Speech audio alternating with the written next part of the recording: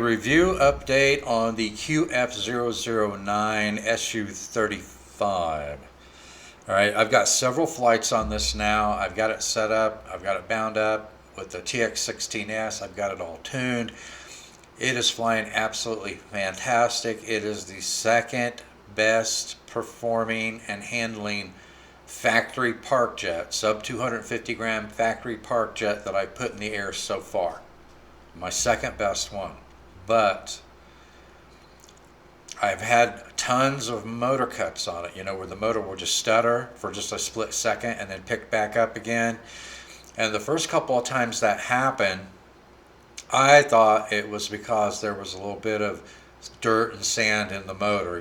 It's out there where I land, where it's hard packed, dirt, sand, gravel, and you've got a pusher motor, and when you land, the skids are kicking up dirt and sand. A lot of times you get dirt and sand in the motor, so I check the motor every time, that I land before I toss it in the air again, and make sure that I've got it cleared, make sure that the prop is spinning, the motor's smooth, there's no, it doesn't sound like there's anything in there. But every once in a while, there'll be a grain of sand or two hiding in there somewhere that's not, getting in the way of the magnets at that time that you check it. But then you start flying around and it gets dislodged and it gets in between those magnets and the motor spits it out, but it stutters at that point. So the first couple of times that happened, I thought that's what was going on. And some motors, depending on the bell housing and stuff, some motors will pick up more dirt and sand than others do. Especially the open bottom ones, motors will pick up dirt and sand a lot more than the ones that the bell housing wraps around them.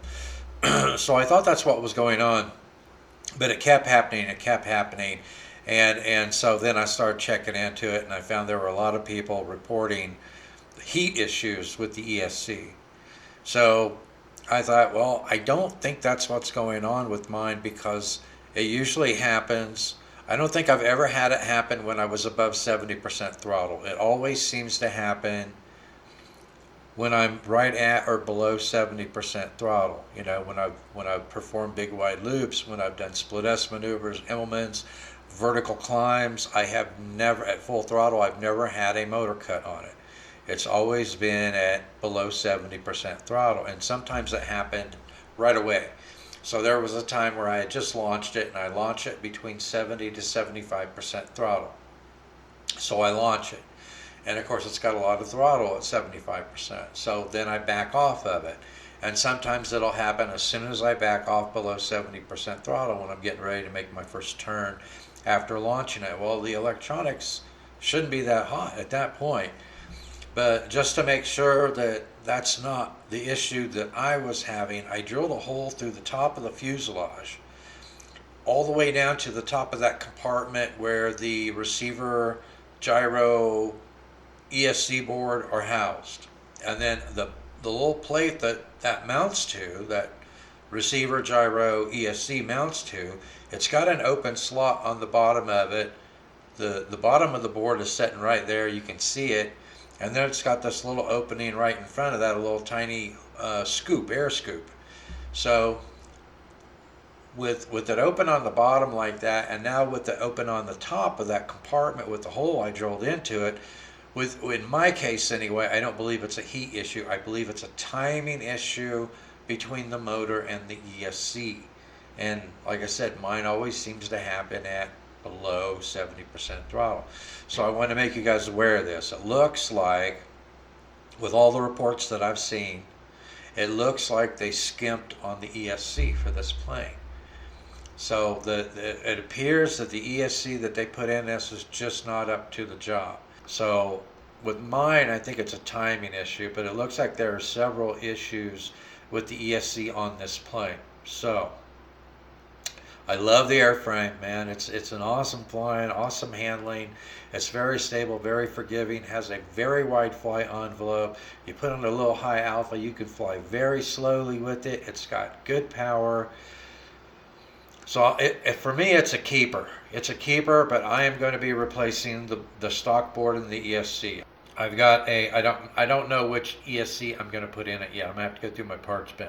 But I'm putting in the Radiolink BIMD gyro. I'm going to use a WFly RF 201S S-bus receiver, and I'm going to replace the stock servos with Hobby King SO-361, I think is the model number. They're 3.6 gram servos, so the servos will have plenty of torque for both of those control surfaces. I estimate that when I'm complete with the conversion, if I'm successful with the conversion, I think I'm going to be about 15 to 20 grams heavier. But this airframe is so floaty, with a little bit of high alpha, you can fly so slow with it. I don't think that 20 grams of weight is going to make a difference, especially if you've got a small 3S LiPo in it that weighs about the same as the stock 2S LiPo, around 34 to 37 grams of weight. So I'm hoping I can get all that done in the coming week, and then the next week I go out and test fly it. So, but it's just a shame. It is just a shame because I highly recommended this plane because it flies fantastic, But that was before I realized there was a serious issue with the ESC. So I wanted to make you guys aware of it, of the ESC issues with this plane. Stay tuned for the flight videos that I'm going to be posting, where I've got it paired up with the TX16S. And the last couple of videos, I got it completely tuned out. I'm flying it in 3D mode with the TX16S, and it is just a joy to fly in 3D mode with a hobby grade transmitter where you can set up your dual rate and your expo. It's absolutely fantastic. The controls are really, really smooth on it. It's very aerobatic. It's just a blast. It's a joy to fly. I have a blast with it. Okay, so stay tuned for those. So now that you know that there's an ESC issue with this board, I'll leave it up to you whether you pull the trigger on it or not. But man, what a great airframe. If you're a tinkerer like me, it's an awesome airframe. And you don't come by those very often. So something to think about if you want to tinker with it like I'm going to. Anyway, that's a wrap on this episode. Thanks for watching. I'll see you next time in the TinkerzLab.